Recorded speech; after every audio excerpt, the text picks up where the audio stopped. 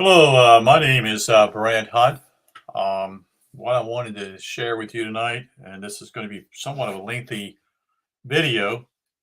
The information I've got here in front of me is in a paper form, something I've copied after I listened to Crow Show 777 radio probably a couple of weeks ago when Crow interviewed KL. His second interview, actually, KL has been on Rife. I'm sorry, on his show at least I think 4 to 5 times in the last year and a half to 2 years. So Crow has been looking in areas of what is going on, what happened to us as supposedly citizens of this country, and points out here with what KL has done is basically says there's two jurisdictions that are going on, public and private, and you have that choice. But most of us never had that choice because we never were told the truth about what was going on. So I'm going to read this information. So I basically will not be using the camera simply because of me being able to look at things. So again, this will be probably a long video, but you can get this information again. This is free information. This is free. You want to be free? You need to take responsibility for your life, and you need to educate yourself. So let's start here on the first page here as KL explains some things here. He states simply is, which jurisdiction do you want to be under? And then he illustrates here kingdom versus empire. He also points out that red ink is used for private on land jurisdiction, while blue ink is territorial at sea jurisdiction. And that's not the letter C, that is the SEA is what that represents.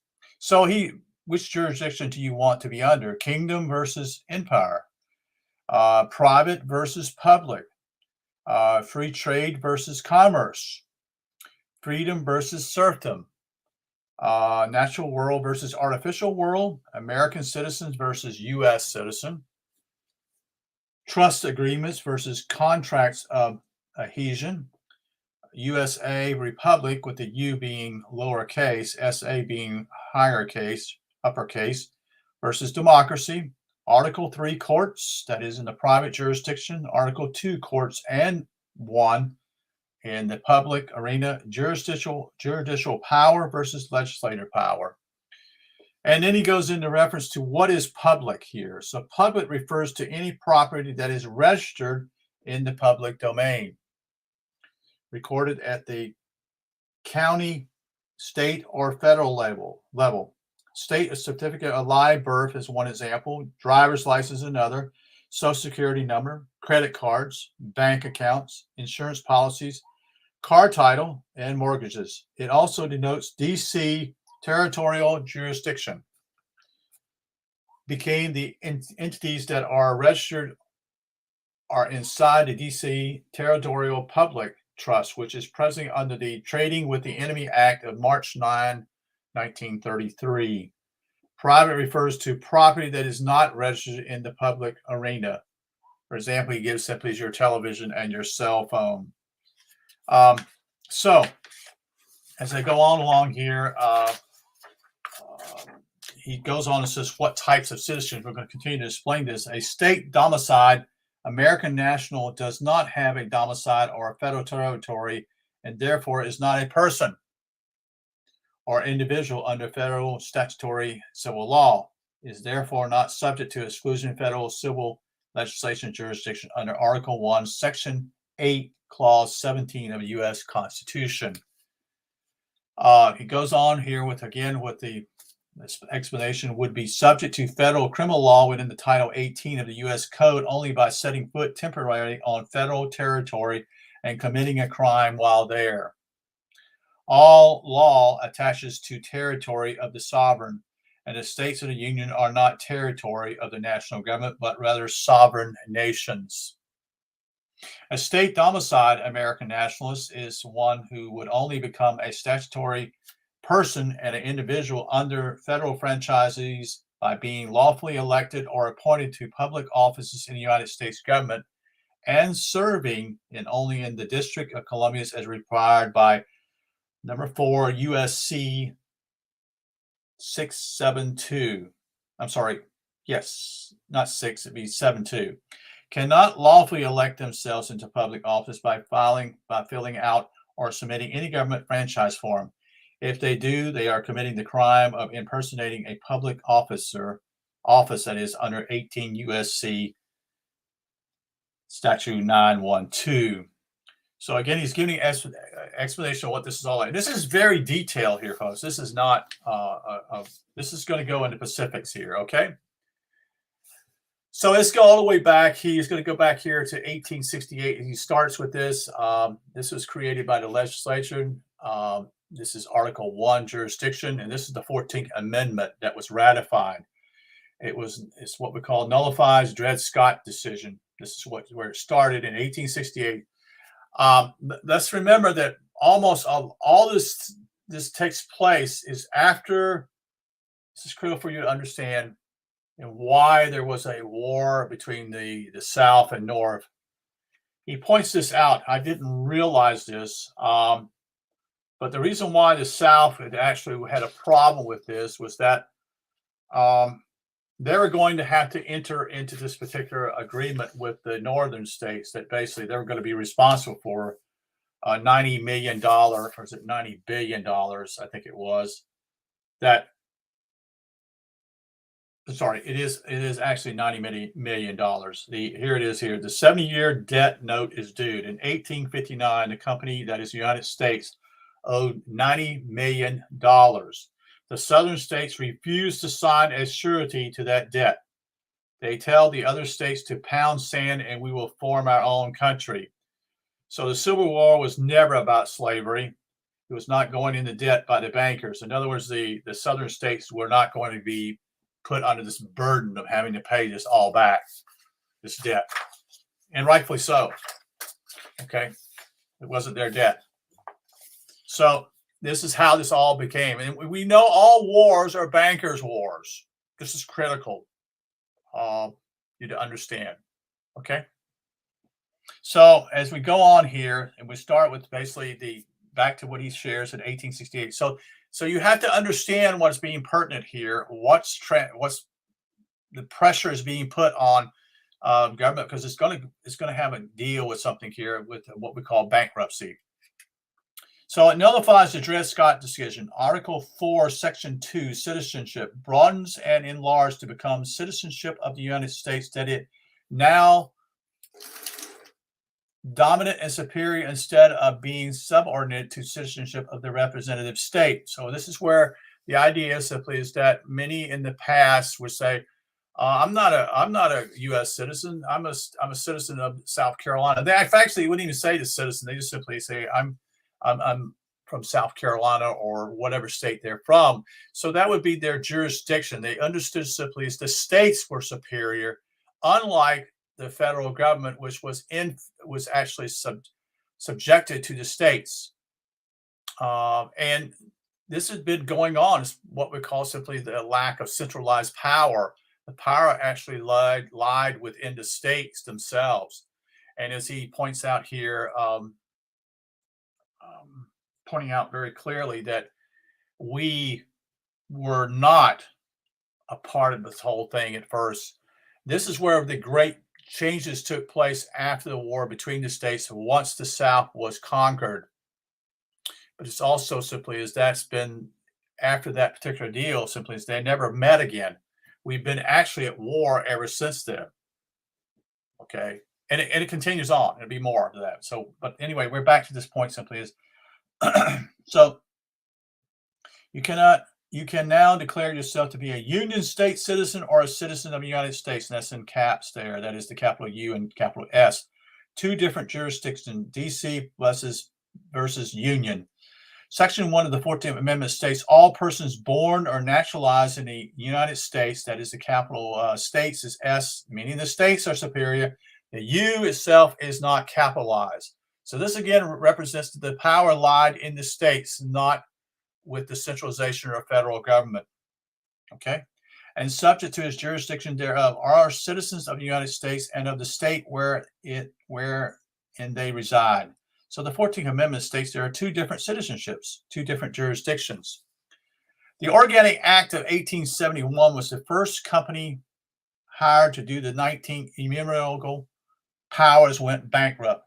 It was called the United States. Almost all states are bankrupt because of the Civil War. This era was called Reconstruction. The reason why it was called Reconstruction was simply is the foundation had been destroyed and they had to reconstruct it again. So you had to, it's similar to the word Reformation, which took place simply is that the Reformation simply was reforming, while they were simply calling this whole act was simply is that Reconstruction, starting over, so to speak. Okay, so there is a difference because Reformation itself is reforming. So that means simply is that there is a foundation there, but they're building a new house upon that foundation, older foundation. So they're what we call the certain beliefs in the Reformed faith, so to speak, and they reform. So it means that a reformation. So they're in adherence to what similar things that the Catholics believe, but actually once their beliefs or certain things there on that foundational part, then the rest of the structure goes up. While Reconstruction simply means construction starting over.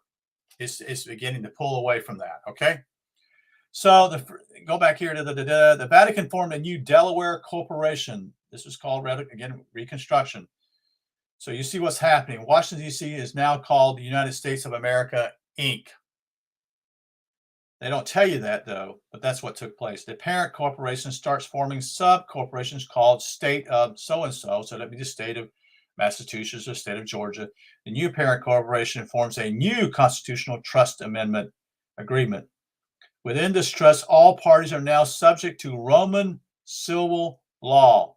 And this is to do with what we call, let me explain this. It's a whole deal with what we call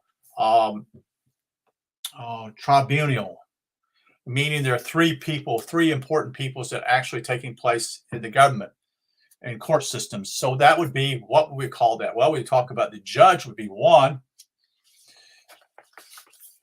Two would be the clerk of court, who is actually taking down this information and writing it down and making it public. Eventually it'll be put in on paper. And three are actually the lawyers, and it's both lawyers, folks. What's transpiring here simply is that the lawyers are actually working to basically come out with a situation that gets you in trouble, to you be able to pay some type of debt or some type of what we would call money situation, because it's all based upon commerce now. Okay, so that's the reason why there's certain, if you can't afford to pay these deals out, then you will be sent to prison, you see. So let's continue.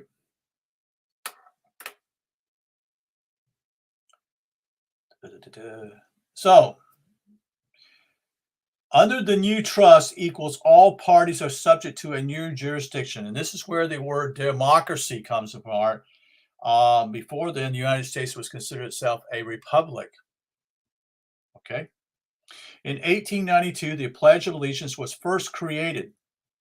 And it was simply, I pledge allegiance to the flag of the United States of America and Corp, and to the republic for which it stands. So there's two different words there.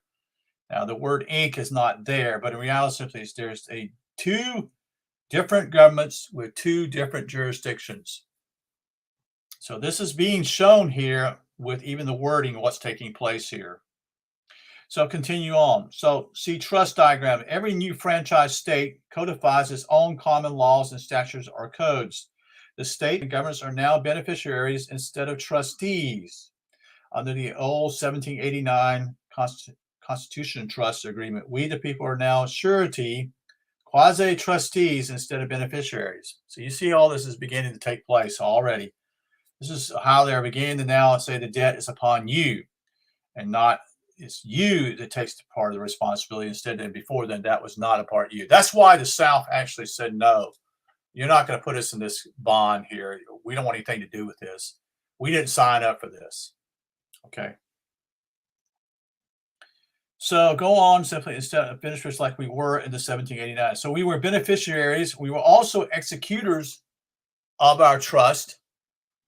And that also went by the haywire eventually later on. The law form of the 1378 constitutional law was a republic. The 1870 Constitution is democracy. Again, there's two different governments taking place here, two different jurisdictions.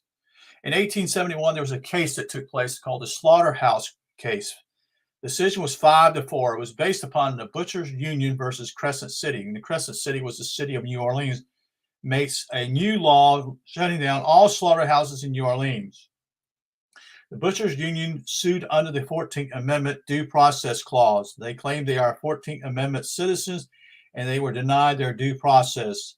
The consenting opinion states that privileges and immunities under the 14th Amendment of the United States citizenship do not include the Bill of Rights, and that citizens of the United States were clearly distinct from citizens of several states. The plaintiff case rests wholly on the assumption that the Union state citizenship and the citizenship of the United States were the same, but they're not. So let's go on to another court case. This court case took place in 1873 based upon U.S. versus Anthony 24 Fed FED.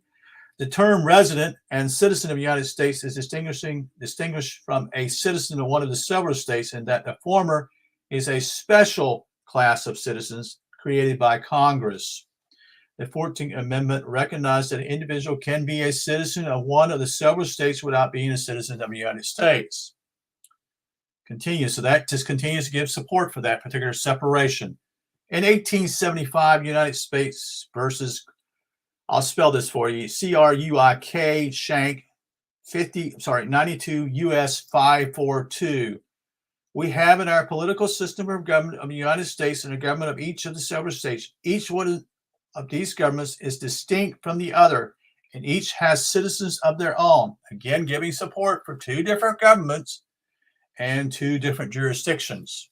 And that, what I'm giving you here is what he's doing here is KL is giving you support for the whole idea that there are two different forms of government here.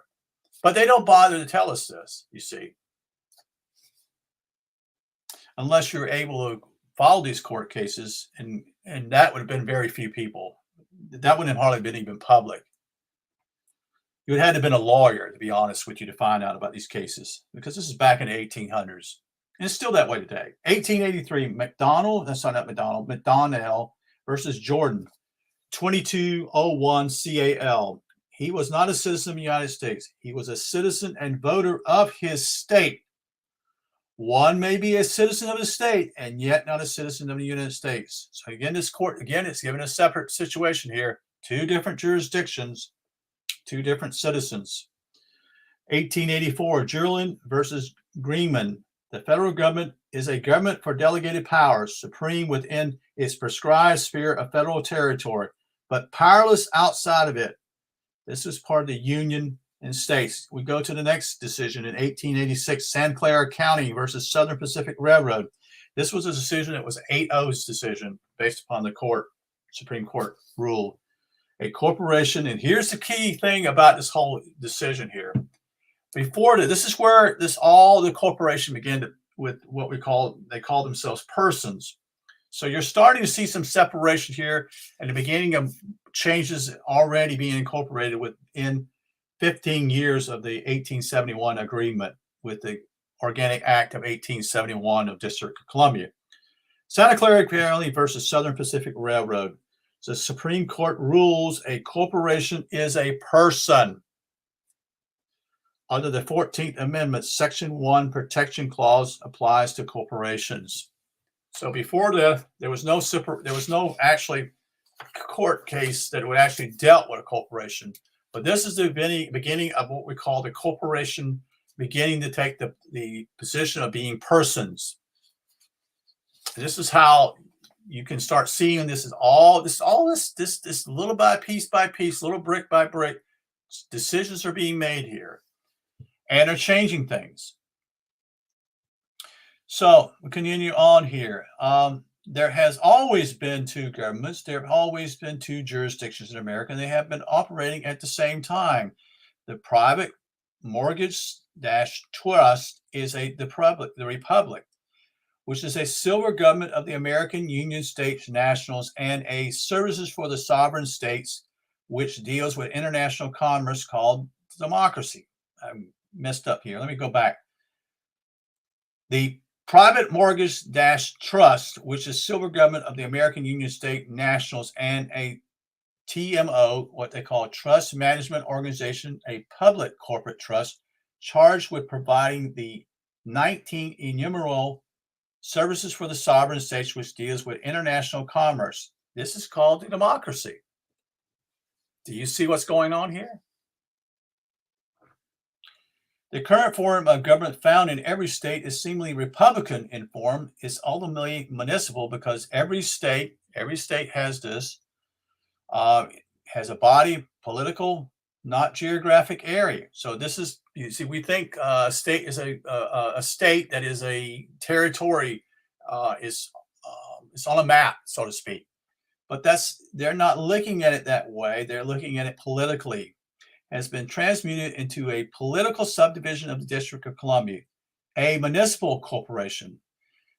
So 16 Statute 419, whose municipal law is Roman civil law. Roman civil law equates to exclusive territorial personnel and subject matter judicial jurisdiction over residents. You see how this words are starting to become resident? U.S. citizens who do not physically reside in the District of Columbia are treated as residents of that municipality for legal purposes. And that's why you have like where I live in the city of Aiken here. I don't live in the city of Aiken, but I'm really close by. It's a corporation. And so is the state a corporation. And so is a county a corporation. And also even public schooling is a corporation. They all have boards. Think about it, because all corporations have a board. You have people who are elected in certain positions, say, for example, the school board. They are people who are operating a corporation. Okay.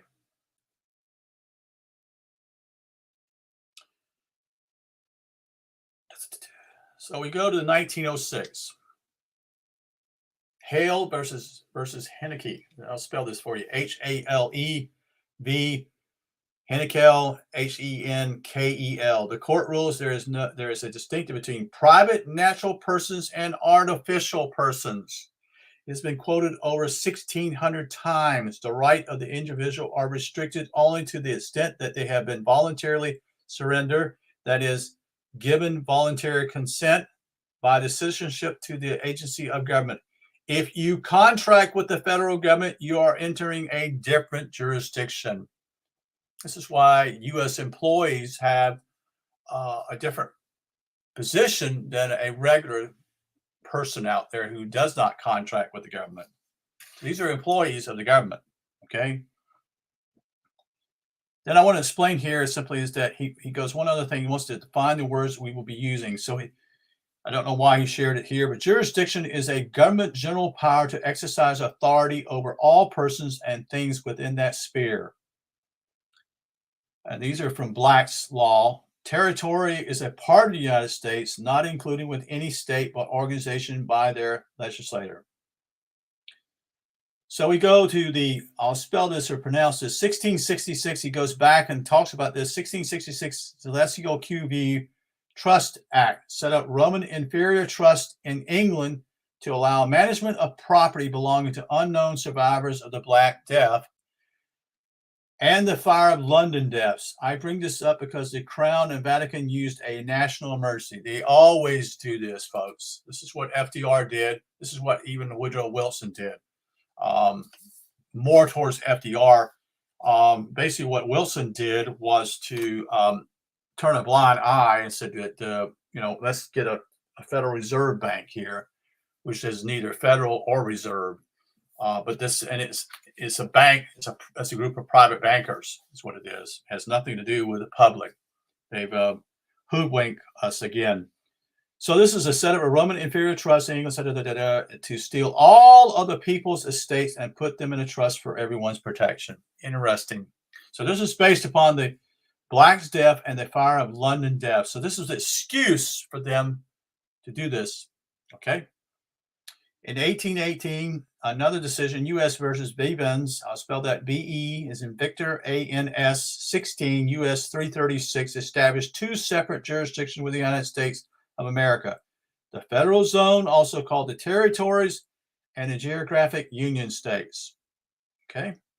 1821, Cohen versus Virginia. It is clear that Congress, as a legislative body, exercises two spheres of legislative power. One, limited, but extending all over the Union. The other is absolute exclusive legislative power over the District of Columbia. The legislative powers in the District of Columbia exist independently, and legislative powers of the states can never conflict with it because it can never operate within the states. So this is a separation of powers. One cannot encroach upon the other's jurisdiction. Okay, that's just simply the whole idea here. Let's go with this idea of the sheriff. The police have their jurisdiction, and the sheriff had their jurisdiction. The police are basically what you do are employees of a corporation, which is the city, and the sheriff is actually a person who has jurisdiction over the county. And so when you live in the county, you don't call the policeman. Although there are people who do that and they come here, but that's not what they're supposed to do. The sheriff has jurisdiction for all the county and is considered the superior person throughout the county. And he has more power than anyone in the police because the police has only jurisdiction of the city that he works for. So you follow me here, okay? So like, for example, here in the city of Aiken, say I go over the speed limit or whatever here, just for example, I'm going 50 miles per hour in a 40-mile zone. The sheriff will not usually pull me over. That's not his jurisdiction. But if the policeman sees me doing this, he'll pull me over because that's his jurisdiction. If we go out in the county, it'd be the same way. It would be simply as you wouldn't see a policeman involved in a county situation because that's not his jurisdiction. So it's just clear. And we have also highway patrol, which highway patrol basically covers they cover what I would call mainly the interstates jurisdiction, and they probably cover what we call most of the accidents that take place. But that's not always true because here in South Carolina, they've significantly cut the highway patrol money-wise, so there's not as much power given to them that it once had. So let's go on here. So 1822, most people don't know about this, including me. I remember hearing about it many years ago. It's the Secret Treaty of Verona, Article 1. This took place in 1822. The high contracting powers being convinced that the system of representative government is equally incompatible with monarchy principles as the maximum of sovereignty of the people of the divine right, engage mutually in the most solemn manner to use all that their efforts to put an end to the system of representative governments in whatever country it may exist and to prevent it being introduced in those countries where it is not yet known. So in other words, the whole idea, we don't want these representative governments. We want the monarchs, the kingdom, all that, the power of the king or the queen to rule over all. So this is, again, this is a treaty that takes place and basically it's done in secret. And it's basically to destroy what we call representative form of government.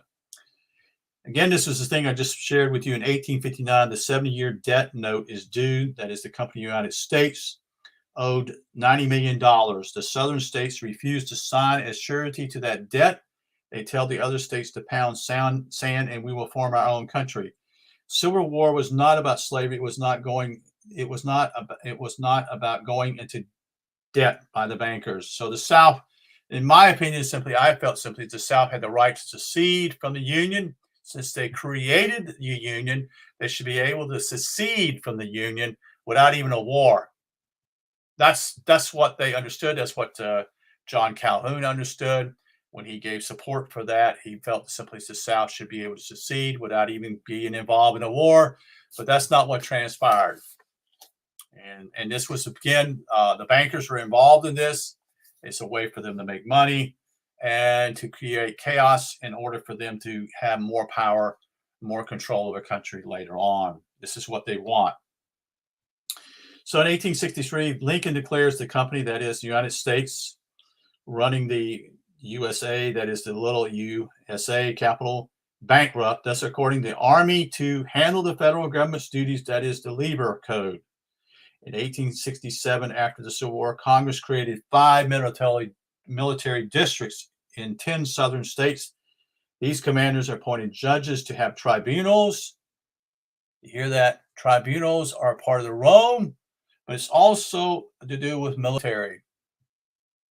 Okay, it's triangular, it's 3, and I explained that earlier. With rebels, this created a new law form called presidential admiralty. These courts displayed the stars and stripe with a heavy gold fringe. That's where it all started there. So this is not a new phenomenon. It's been around for a long, long time. This has been around, and we just suddenly noticed it, probably because it's been more out in the public than it has before. So that's where you see the flag with a gold fringe or a eagle at the top. And what they're telling you by that symbol is that you're entering a military court. Okay? Let's go on. And I do not know how to pronounce this because this is Polish, so I'll just spell it to you. This is 1972. This is MILOSZEWSKI versus Sears Robot. We have 2 governments in America, one under the Constitution and a much greater one that is not under the Constitution. In short, the application of our Bill of Rights is in one of the crucial facts of American life today. In fact, American nationals are owed the Bill of Rights as they always have been. U.S. citizens are not owed the Bill of Rights. Again, giving issue to what we call 2 governments, 2 jurisdictions, which are in the Constitution of Article 1 and Article 2. And then the Bill of Rights due to the jurisdiction will be the deal with American nationals, are a part of the Article 3. 1993, these are recent decisions now. Jones versus Timmer, TEMMMER, 89 F Supplement 1226. The Privileges and Immunities Clause of the 14th Amendment protects very few rights because it neither incorporates the Bill of Rights nor protects all rights of individual citizens. Instead, this provision protects only those rights peculiar to being a citizen of the federal government. It does not protect those rights which relate to state citizenship. Again, this is very clear what's going on here, okay? Another court case in 1996, U.S. versus Austin Gary Cooper. This is case number 89-109, HOEVIER. Mr. Cooper was being prosecuted for not filing an income tax form. Cooper elicited a staggering disclosure from Judge HOEVIER that there are simultaneously 2 citizenships, United States citizen and American citizen. Cooper says, I want judicial determination. Am I an American citizen or a United States citizen? So he wants to know.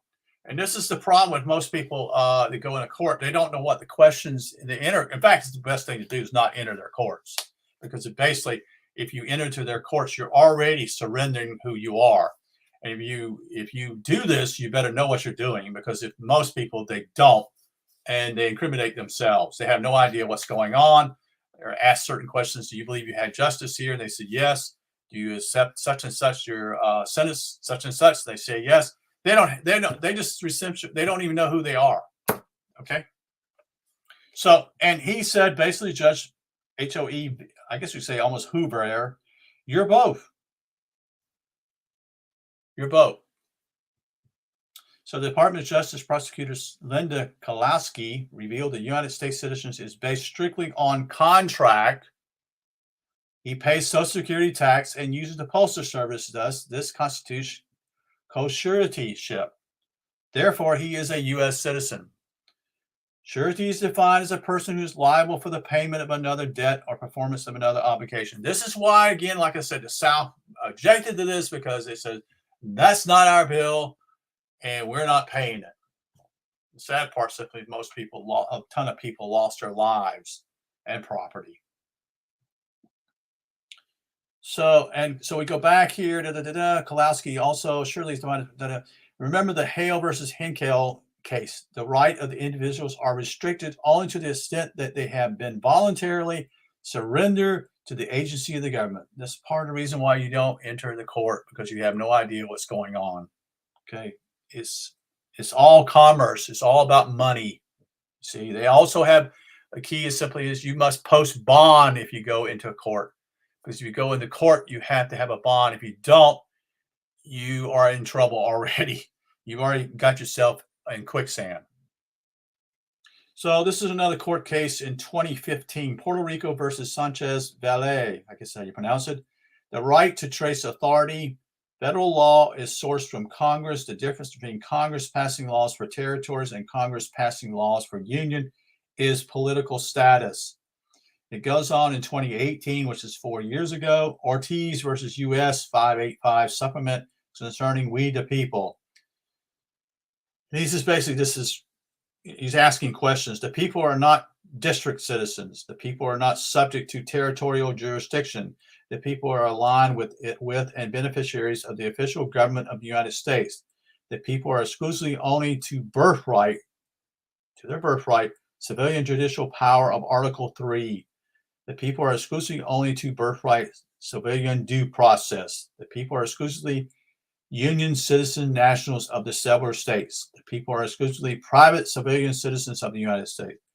Public rights belong to the people at large, while private rights belong to the individual. That's key. Do you understand that? Public rights belong to people at large, while the private laws, it makes very common sense.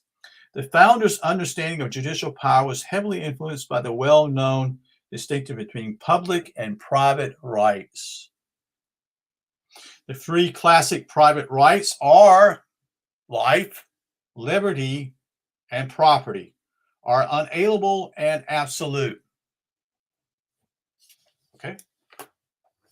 Unalienable rights, no one can take them away, nor can you give them away. You can only waive them.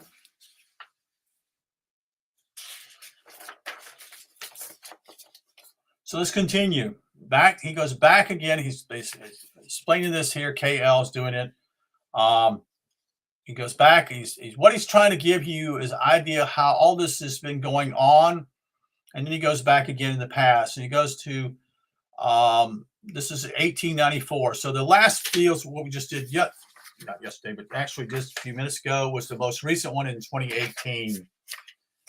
So this is a court case that took place with a guy, I guess is a CAHA versus U.S. The laws of Congress have force only in the District of Columbia and only places that are within the exclusive jurisdiction of the national government. Those who actually reside in the District of Columbia, who are construed to be a resident of D.C., for legal purposes are treated as political subjects of the Congress. That's based upon Article 1, different jurisdiction. Continue, 1900. Maxwell versus Dow, 7-1. This is a Supreme Court decision, so it's 7 in favor and 1 abstain, as far as I can tell. Not abstain, but against. Maxwell is arrested, tried, and convicted of burglary, but is never indicted by a grand jury. He sues under the 14th Amendment Due Process Clause. The court rules that 14th Amendment privileges and immunities do not include the Bill of Rights. So again, this goes back to Article 1 of the Constitution, different jurisdictions. So these are numbers of cases that have been decided dealing with these two separate entities here. Okay. 1901, a year later, Dowles versus Bidwell. This is a 5-4 decision in the Supreme Court. The court rules that Congress has unlimited legislative power over territories. The court states that the term United States, both capital U and S, has a broader meaning than when used in the Constitution and includes all territories subject to the jurisdiction of the federal government, wherever located. Sovereignty itself remains with the people. Eventually, this is the Vatican strategy now becomes how to get several states legally considered as territories so as to get total control. This new incorporated franchise states will become de facto, not de jure, the de facto conquered territories after March 9th, 1933. And that's based upon trading with the enemy act. And that's where the government considers you an enemy now. So we're at war. That's what it's saying. They're saying. So let's go back to 1906. This is 5 years later. Hale versus Hinkle again. The court rules there's a distinction between private natural persons, and artificial persons. It has been quoted over 1,600 times. The right of the individual are restricted only to the extent that they have been voluntarily surrendered. That is, you giving your voluntary consent. When you say nothing and do not support your case in any way, you are consenting. You're voluntarily consenting to what they say. You're not objecting. When you don't say the word no is explain what's going on. No means no. You don't have that right to rule over me. You don't have that right to do this to me. Unless you say no, you're actually saying yes, because while your silence means you're consenting to what they're saying. So, again, okay, by the citizenship to the agencies of government. This is back in 1906. If you contract with the federal government, you are entering a different jurisdiction. It's a different trust, as KL explains here. It's a different trust.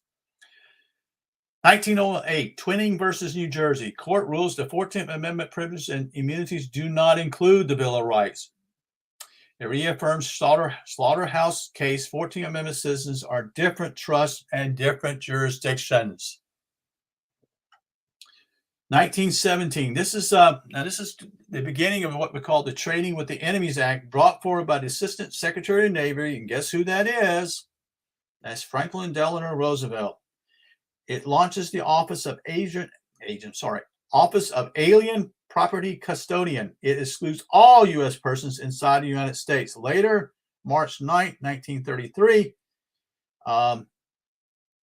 It's the EBRA, which I know what it is, and I can't remember all of a sudden what they call the Emergency Banking Relief Act. Okay. On March 9th, 1933 is about the banking, whole emergency banking. See, they use this emergency to take over. This is what they do. Okay. So they use these emergencies always to grant themselves more power. So the TWEA now includes citizens of the United States inside the United States. So the whole thing has changed dramatically. It's all changed. Okay. So again, this is all due to basically the Emergency Banking Relief Act.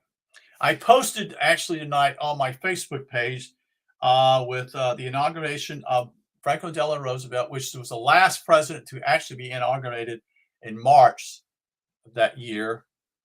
And what he does simply, he declares a emergency. So emergency is based upon what the United States government is. We're at war, and we go war with such and such. 1941, when him also giving that this emergency powers. The powers of the president are given far more than they were when we're at peace. So he has enormous power at that point. We go on to 1927. This is spelled Tashiro versus Jordan. I'll spell that for you. Tashiro versus Jordan. That there is a citizenship of the United States and a citizenship of the state. 1929, Belmont versus Town of Gulfport. 122 SO.10. Taxpayers are not de jure state citizens. Follow that. Why? Because there are different trusts and a different jurisdiction.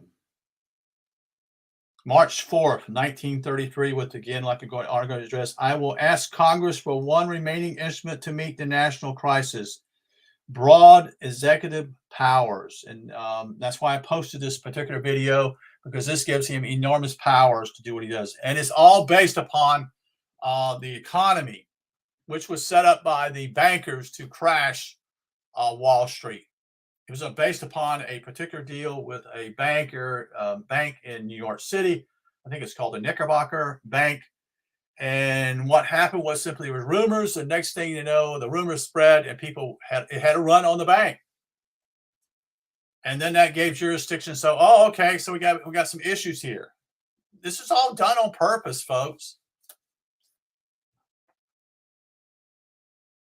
So 1935, Colgate versus Harvey, Harvey, 296 U.S. 404. The governments of the United States and each of the several states are distinct from one another. The rights of a citizen under one may be quite different from those which he has under the law. Two different governments, two different citizens, two different jurisdictions. February 7, 1939, the court rules every person now liable for federal income tax. Person being defined under the Trading with Enemy Act, again, UCC, Uniform Commercial Code, now enacted in every state. All previous laws under common or equity law now codified into statute in every state. Number 2 here, state and federal courts are military courtrooms under executive emergency war powers for all rebels, belligerents, and enemies of the state. Corporate U.S. citizens is what he's speaking of. 1945, Houven Allison versus Evitt, it's spelled E-V-I-T-T, conclusively affirmed that there are two distinctive different United States with two opposite forms of government with two different jurisdictions. So they've continued to give that support for the two governments and two jurisdictions. But they never told us what was going on. You see, they kept evidence from us to not knowing what was the truth. Here's the summary here with KL as he goes on, elaborates here. A few more pages I have here. March 6th, Proclamation 2039, FDR declares a national emergency, closes banks. And as far as I remember, it was the banks were closed for 3 days. 3 days. And what took place with those banks was that this is where they stole the gold. You had what we call money that was backed by silver or gold in the banks. And you had what they call a gold certificate and a silver certificate. And it was actually on the money. So when you wanted to get silver out of the bank, instead of keeping it there, or gold, whichever way you want to do it, what you did was you took that certificate down to the bank and said, I'd like to have $10 worth of gold here or $10 worth of silver here. Okay. Now let's remember something here critical. Silver at those days was approximately $2 to $3 per ounce. Probably not even that much, but close to that. Gold was $25 for each ounce. Okay. And you do recall the government actually had no jurisdiction, but they scared people to death. And that's how they fool people here, because there are two jurisdictions, two different ones, and people complied. They turned in their gold to the government. And they got paid $25, but it was $25 worth of paper money. No longer the silver or gold certificate on them. So they became fiat currency. It's just paper. Just paper. It's a debt. As far as I can see, not far as I can see, but it is a debt instrument. It's debt. It's not real money. And that's so critical for people to understand simply is you still have this paper money. It's not going to last much longer, folks. I don't know how long, but it's not going to last much longer. If you want to buy gold and silver, you better start buying it. That's real money. That is real money. Not this other stuff that they keep pushing nowadays. If you don't own it, in other words, if you don't have it in your hands, you don't own it, folks. So all this stuff about what we call having this, I have a account such and such, with this money now. Simply is that it's not. I'm trying to think of the name. I can't think of it. It'll come to me here in a minute. But anyway, let's go back to what we're saying here. Continue with the deal here. So we go back to trade. I do hereby proclaim, order, and direct and declare that all terms, provision of said proclamation of March 6, 1933. So this is done 3 days later. And the regulations and orders issued thereon under after hereby continue in full force and effect until further proclamation by the president. This is the coup d'etat that takes place. Okay? The former sovereignty de jure government is ousted, although the rights of the sovereign remain intact in substance but not in form. We are still under the order today because the national emergency has never been rescinded. It has continued for 89 years. Let's go back to 33. Actually, it's more than 89 years. It'll be 90 years, actually, in the next year. So that's right, 89 years. So go on to this. Military government is that which is established by a commander over occupied enemy territory. The people are generally left unmolested in ordinary domestic and business relations. Under our Constitution, Article 1, Section 8, the law of necessity, one of the absolute international rights of the states is self-preservation. One of these powers is to institute military government. Under the American Constitution, Admiralty Maritime is a civil jurisdiction and can be regulated on a military venue. Admiralty courts are merely civil in nature, not criminal. And portions of the Bill of Rights does not apply in military admiralty courts. That's based upon Article 2. Secondly, occupants are treated as rebels, belligerents, and enemies. The commander has the right to seize property. Every state, such and such, is a de facto conquered territory. Under the Constitution, there are 3 kinds of military jurisdiction, which are: 1 exercises in peace, 1 is in foreign war or the time of rebellion, and 1 is in time of invasion, which is FDR's speech, give me broad executive powers as it were at war. It's amazing what took place. So it was a coup.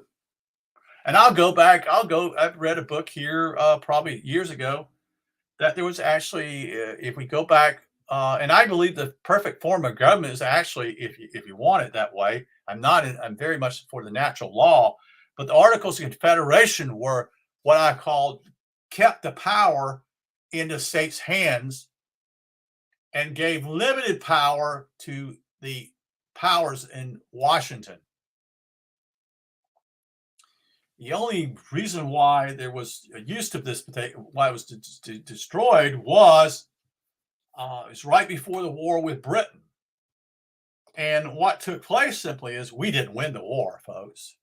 If we had won the war, there had been reparations, meaning simply is England would have paid for us. In other words, they would have paid for the war. They would have paid us. In other words, how much debt do you have for this war? Well, it's about close to $100 million. Okay, we'll give you $100 million.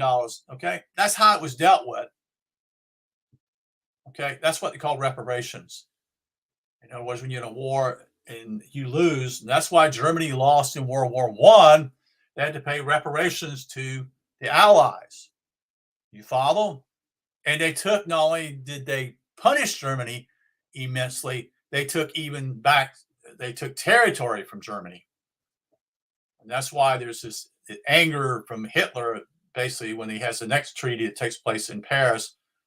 It means simply is, no, that's not going to happen again. So you see, when France fell, okay?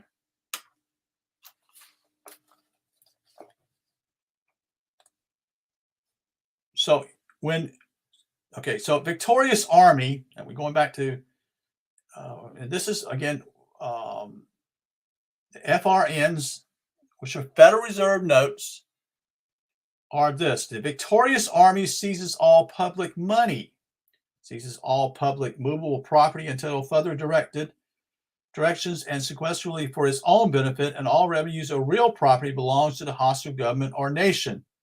The title to such real property remains in trust during military occupation until the conquest is complete. A president of the United States must rescind this proclamation 2040 to end this. It has never been stopped. If there was such and such, what I would call a decent candidate as a president and won, they would be able to rescind it. But none of these candidates are actually for this. They're actually for this whole operation. Simply is that since 1933 that we're under. Okay. So there's no point in there's no point in voting for these people. Okay, there isn't. They're all scoundrels. Okay. The commander rules the country with supreme power based upon executive Article 2. This is why gold fringe flag with an eagle on top of the flag in each courtroom. One object of a military government is to put its great seal of success on things like the eagle, and the gold tassels and fringe on the flag. In other words, it gives support and saying, look what we did. See, hey, it's about glory. 1973 congressional record reported by Frank Church, was a senator, I think from the state of Idaho, if I'm correct. I do remember him watching him on TV. He stated, the United States has been in such a state of declared national emergency since March 9, 1933. A majority of people in the United States have lived all their lives under emergency rule. When a citizen is governed by military power, he is not governed by the soldier's code of military law, but he is said to be governed by martial law. And this law is entirely different. There are just some of the facts that prove America is governed under military venue and martial law jurisdiction. The zip codes are military venues. Didn't know that, did you? I didn't either. Martial law has both civil and criminal jurisdiction. Only under martial law does Congress have the statutory authority to combine equity and admirably maritime law. Headlines in American Juror Society, 1996. Judge admits to War Powers Court. On the front page of May 7, 1996, a municipal court judge, Carol Wardell, W-A-R-D-E-L-L, in a traffic case stated that she would protect his rights under the War Powers Act of March 9, 1933, but would not change the flag in her courtroom. The defendant had refused to enter the bar unless she removed the flag. That's right. Totally right. That's a symbol that you are under a foreign power. That's what it means.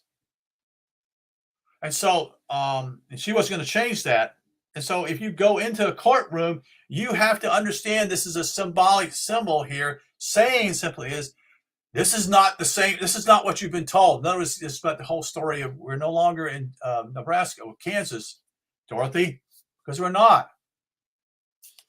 But most people think they are. They have no idea what they're doing. They don't even know what's going on. But there are some that understand something. I will not. No, I'm not entering that courtroom with that flag in there. No, sir. No, sir. Because that's a representation of you knowing what's going on. That symbol, they have to provide some type of symbol to tell you something's going on here differently. And you must observe these things. And that's the key. It simply is the tassel, the eagle at the top, and the gold fringe.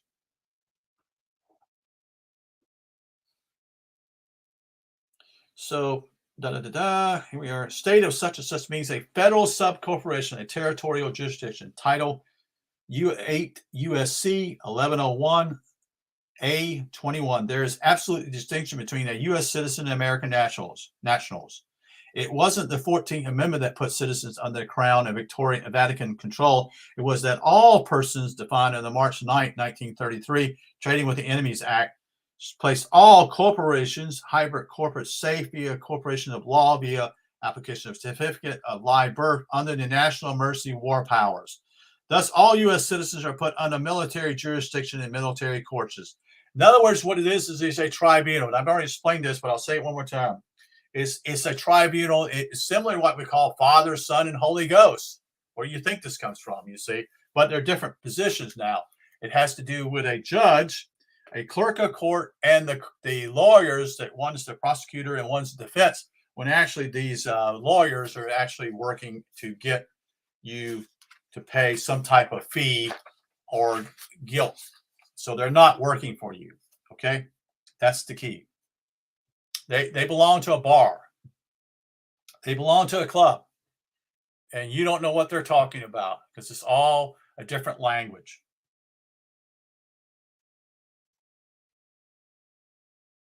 So let's continue on what's happened here. There's been changes in the court systems also in the Constitution for the United States. See, there are two ways of looking at the Constitution of the United States of America and the Constitution for the United States of America. There are three distinct and separate powers. Article 1 deals with legislation. Article 2 deals with executive. And 3 deals with the judicial.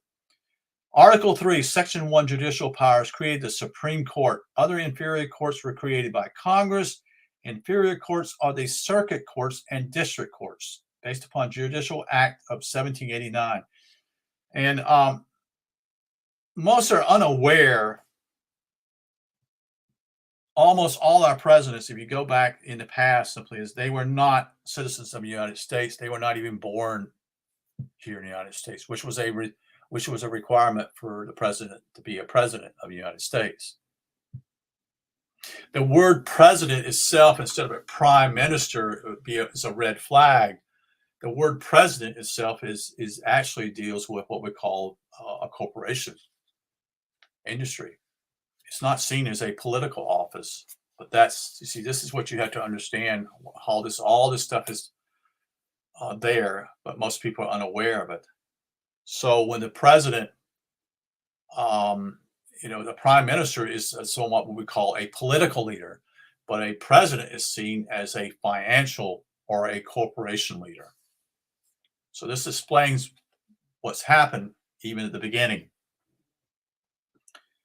So the circuit courts of appeal were Judicial Act of 1891 presented what we call 13 nationwide courts of appeals. The circuit court also by 1912 by the Judicial Code of 1911, criminal and civil trial jurisdictions transferred to district courts. So this is what the availability was: a circuit court jurisdiction in district courts. And in district courts, due to the actual 1789 presented, were presently 94 nationwide. Article 3, Section 2, judicial power. As law contains criminal and civil and in equity, civil including exclusively equity jurisdiction, cases arising under the constitutional law of the United States and treaties. Civilian due process of law, and then there's a dual jurisdiction of Article 3, district courts of the United States from 1938 to present. Article 3, Section 2, Clause 1, the judicial power shall extend to all cases in law and equity.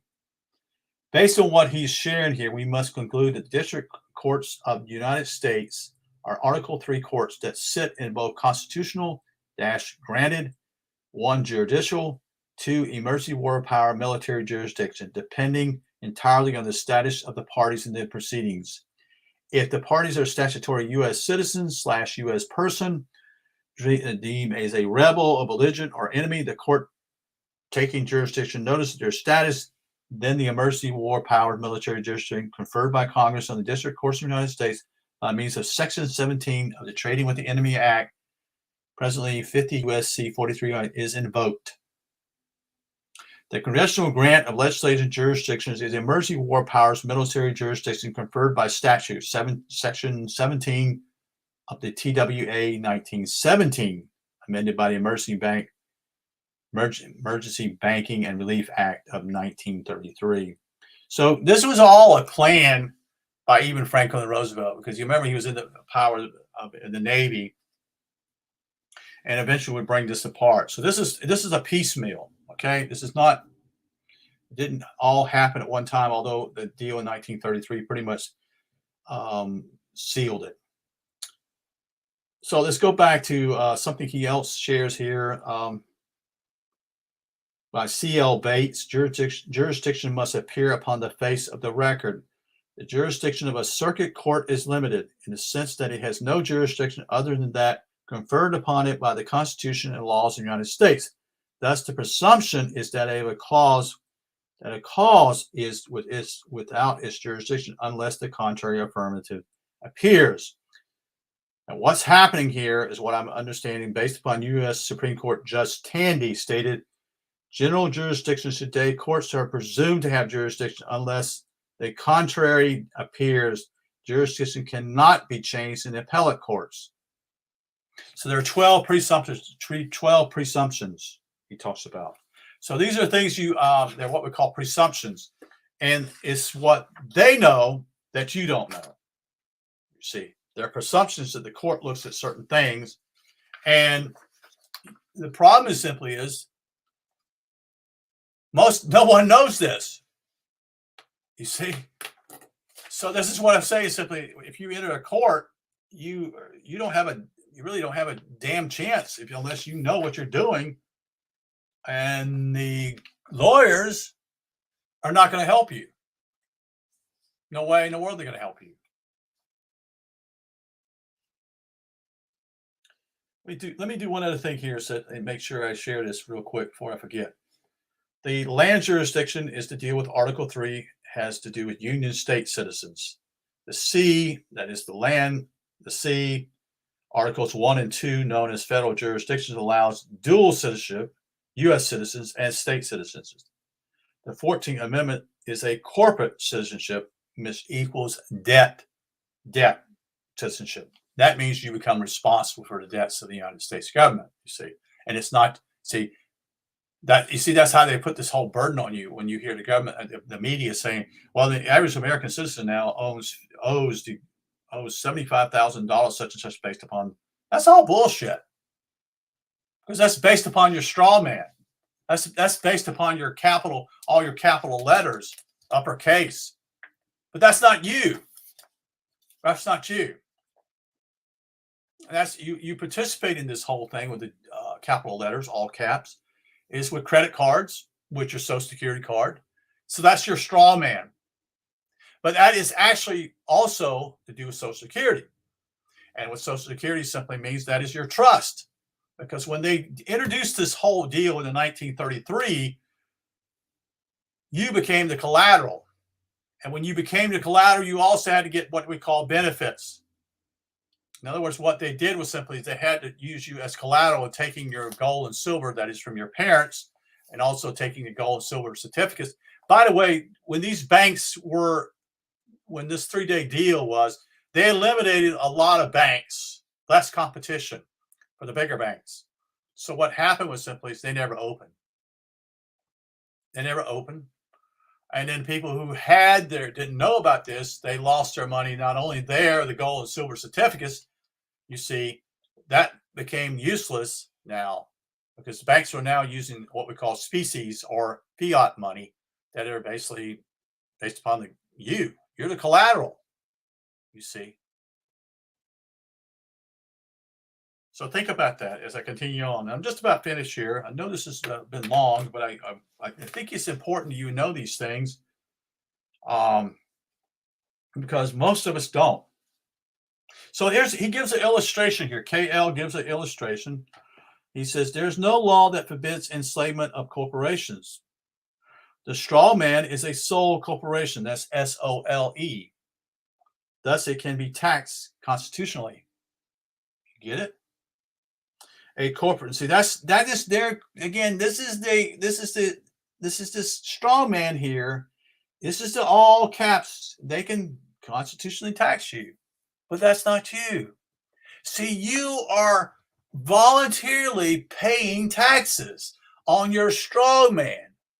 That's what you're doing. When that is not who you are. They just created an artificial person here, and that's with all caps. That is the straw man here. You see?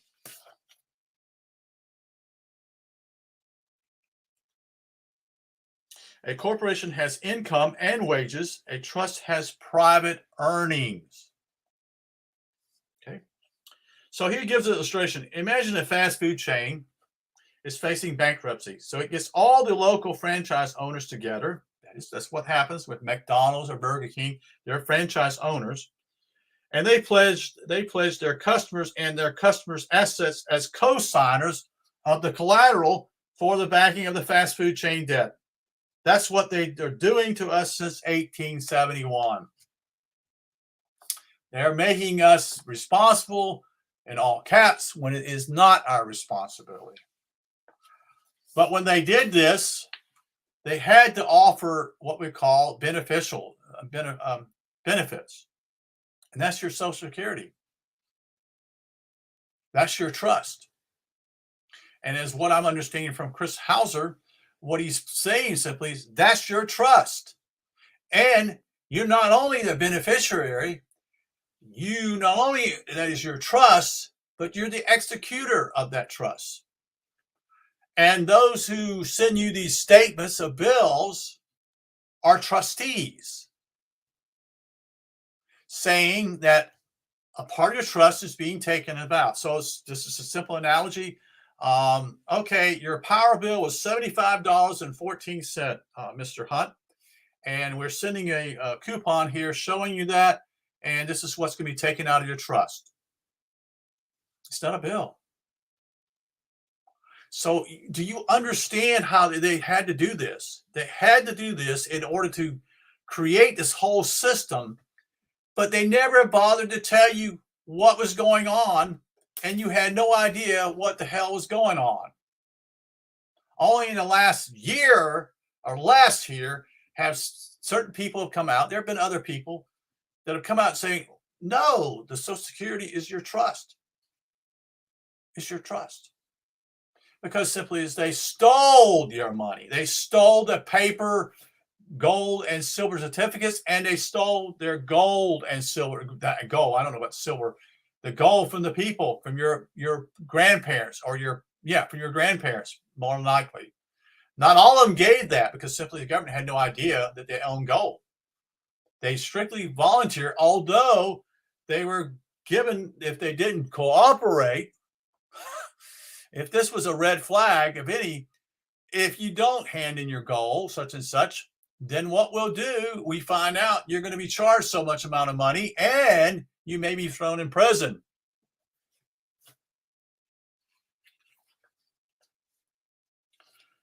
So here are the presumptions of what takes place in a court.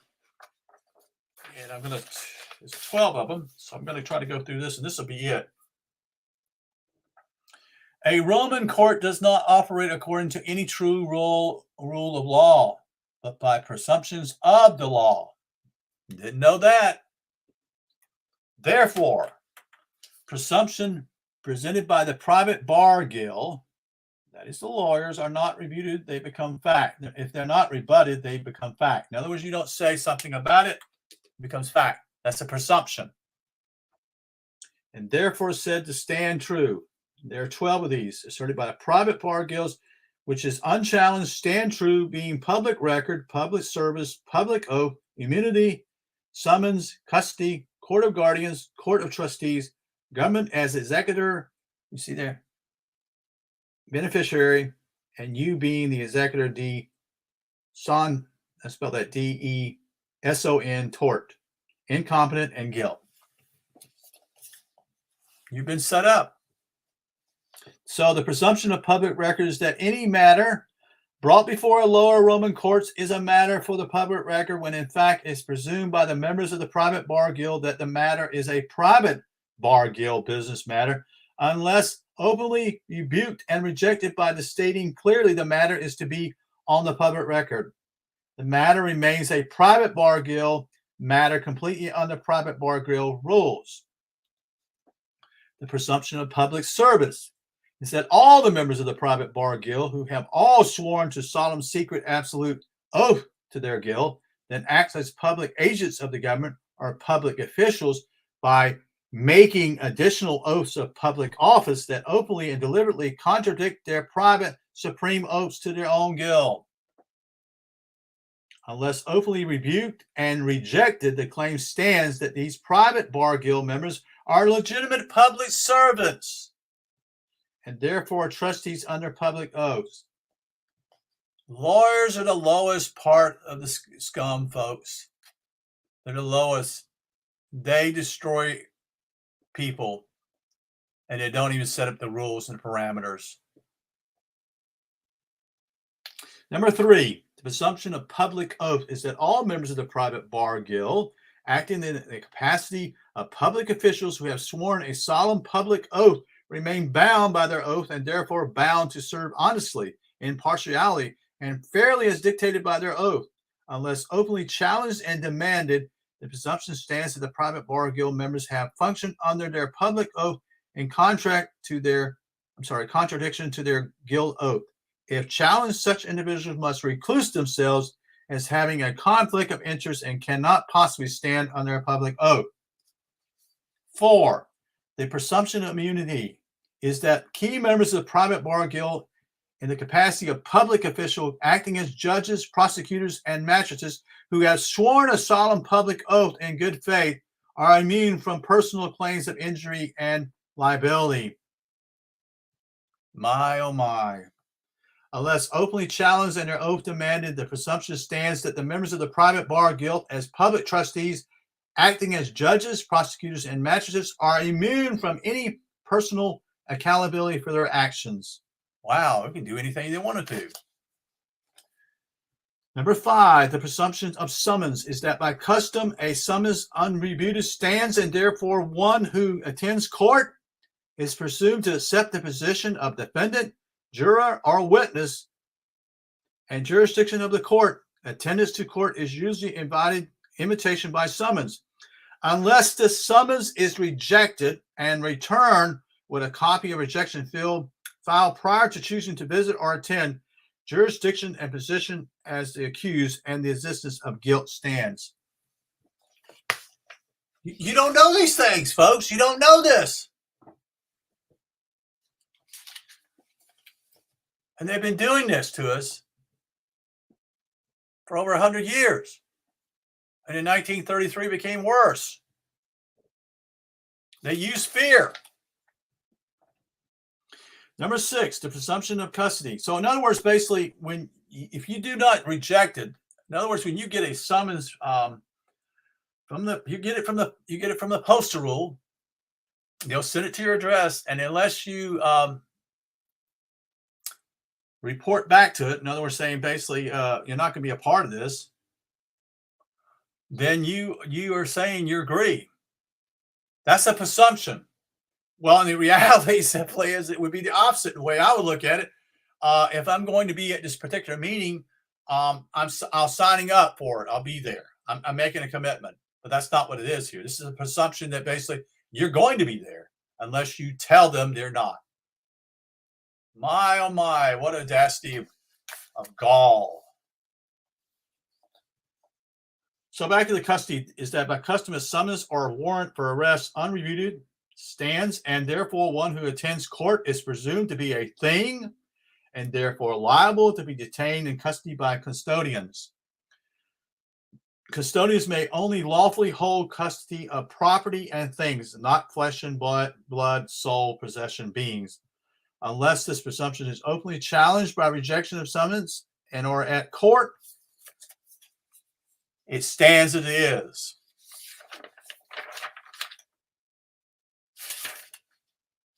Number 7, the presumption of court of guardians is the presumption that as you may be listed as a resident of a ward or a local government area and have listed on your passport the letter P, you are a pauper, and therefore under the guardian powers of the government and its agents as a court of guardians, unless this presumption is openly challenged to demonstrate you are both a general guardian and a general executor of the matter, that is your trust before the court. The presumption stands and you are by default a pauper and a lunatic, and therefore must obey the rules of the clerk of guardians, that is the clerk of magistrate court. Number 8, the presumption of court of trustees is that members of the private bar guild presume you accept the office of trustee as a public servant. No, you're not a trustee, folks. You're the beneficiary. And a government employee just by attending a Roman court, as such courts are always for public trustees by the rule of the guild and the Roman system. Unless your presumption is openly challenged to state you are merely visiting by invitation to clear up the matter and you are not a government employee or a public trustee in this instance, the presumption stands and is assumed as one of the most significant reasons to claim jurisdiction, simply because you appeared. Number 9, the presumption of government acting in 2 roles as executor and beneficiary is that for the matter at hand, the private bar guild appoint the judge, the magistrate, in the capacity of an executor, while the prosecutor acts in the capacity of beneficiary of the trust for the current matter. Unless this presumption is openly challenged to demonstrate you are both a general guardian,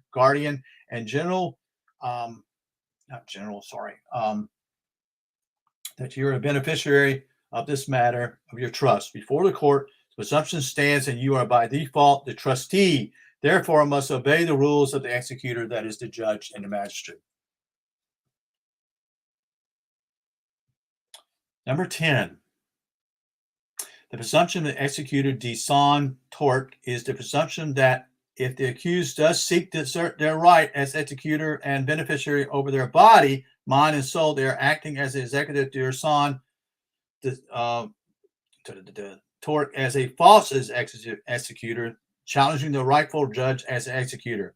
Therefore, the judge magistrate assumes the role of true executor and has the right to have you arrested, detained, fined, or forced to psychiatric evaluation, unless this presumption is openly challenged by not only asserting one's position as executor, as well as questioning if the judge or magistrate is seeking to act as executor de son tort. The presumption stands, and a judge or magistrate of the private bar guild may seek the assistance of bailiffs or sheriffs to assert their false claim. The last two here. Number 11, the presumption of incompetency is the presumption that you are at least ignorant of the law, therefore incompetent to present yourself and argue properly. Therefore, the judge, magistrate, as an executor, has the right to have you arrested, detained, fined, or forced in psychiatric evaluation, unless this presumption is openly challenged. The fact that you know your position as an executor, no, I'm sorry, not executor, you're the beneficiary, and also, you are the executor and beneficiary, and actively rebuke and object to any contrary presumptions. Then it stands by the time of pleading that you are incompetent. Then the judge or magistrate can do what they need to keep you obedient. The last one here is number 12. The presumption of guilt is the presumption that, as it is presumed to be a private business meeting of the bar guild, you are guilty whether you plead guilty, do not plead, or plead not guilty. Therefore, unless you either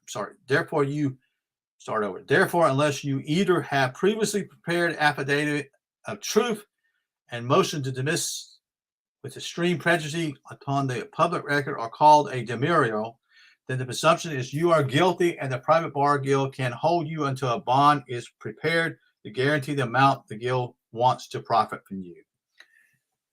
That's it. So I know this is really long, very long to some of you. It's over an hour and 22 minutes. But it's critical that I read these things. Again, you can get this. Repeat. This is probably 15 pages, maybe close to that I read. But it's all important information for people out there to understand what's going on. And you can get this going to Crow, CRROW 777 radio, and look for KL. There's I think 5 things he's done.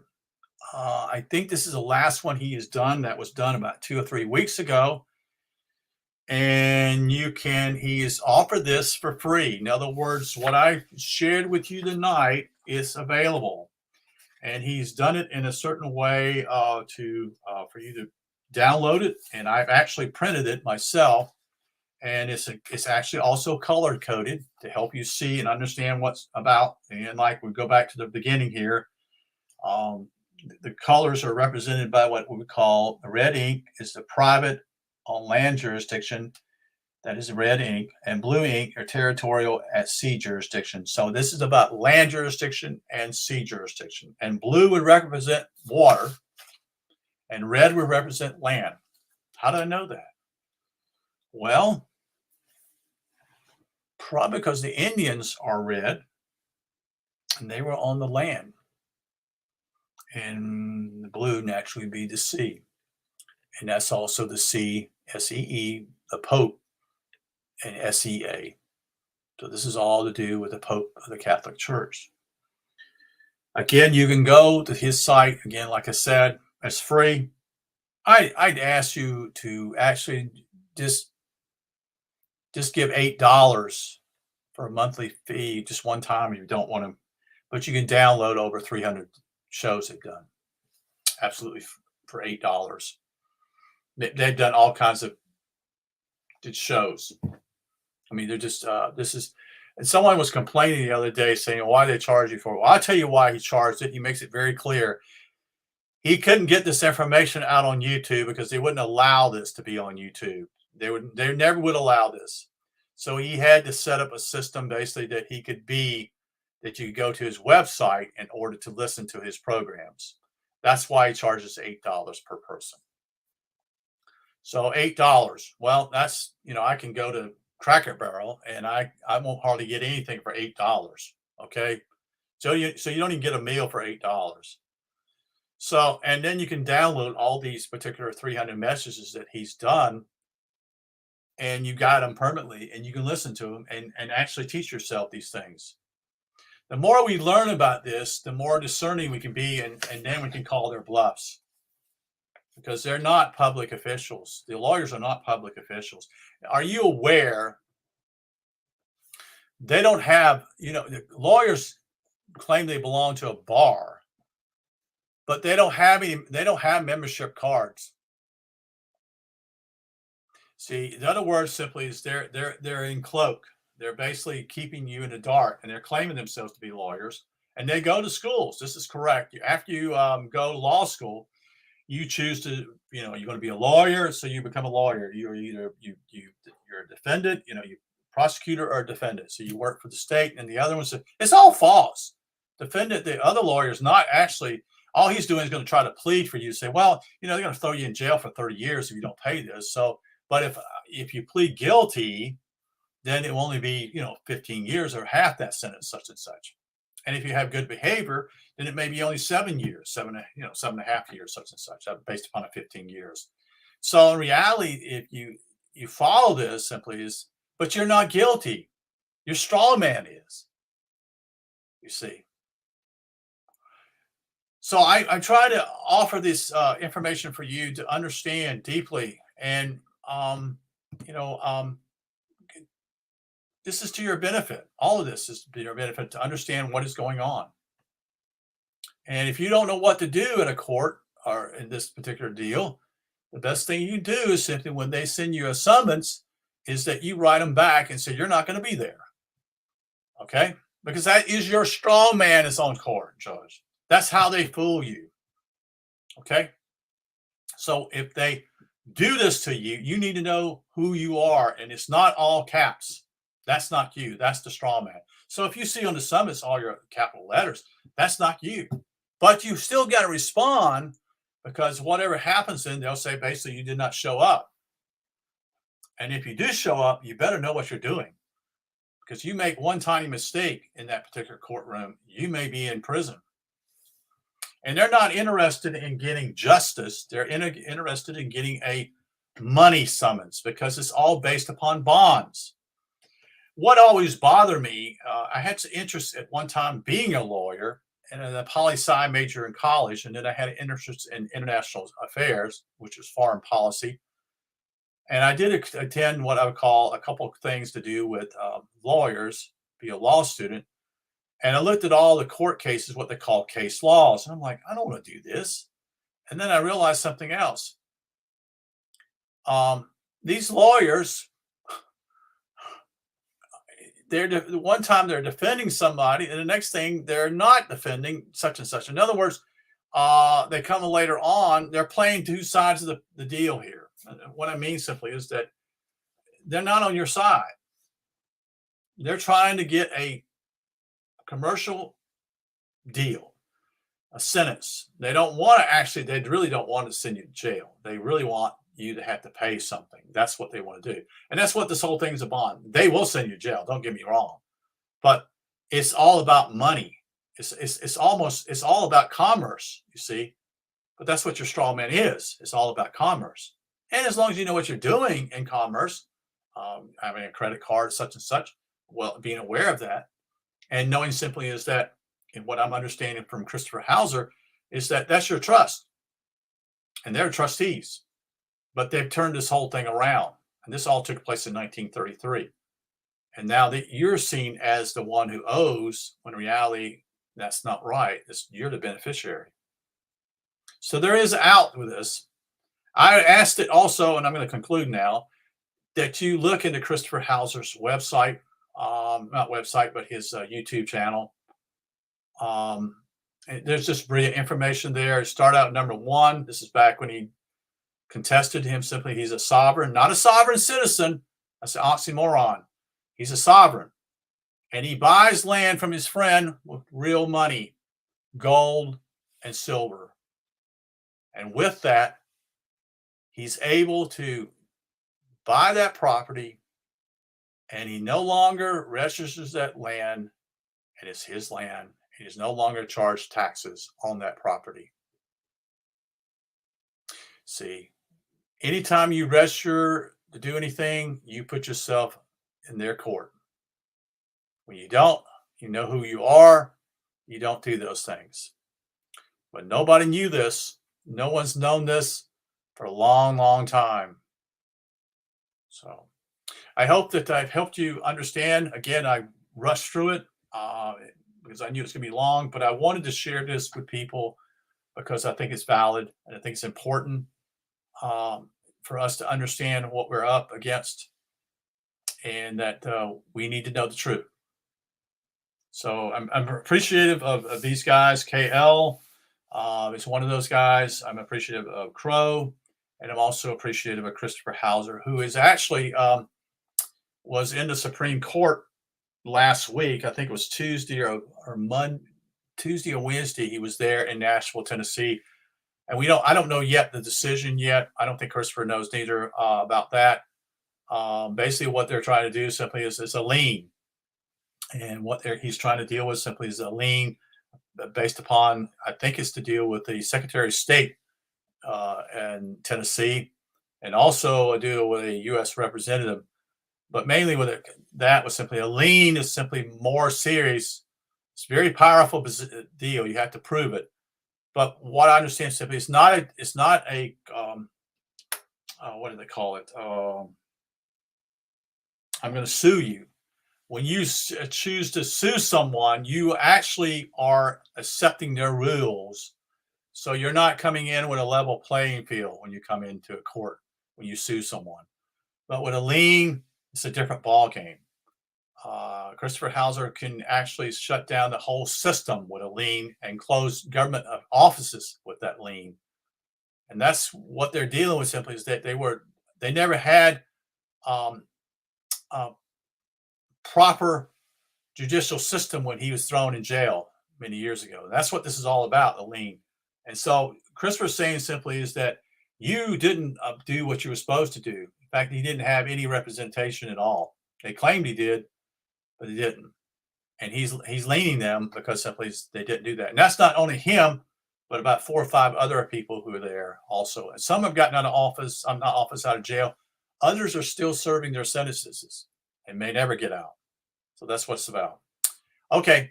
Thank you for your time, and hope that everything works well. And I hope that people, yes, thank you. Thank you, Mr. Van Koski, I guess it is. Thank you for your comment. Thank you. Take care. Have a good night.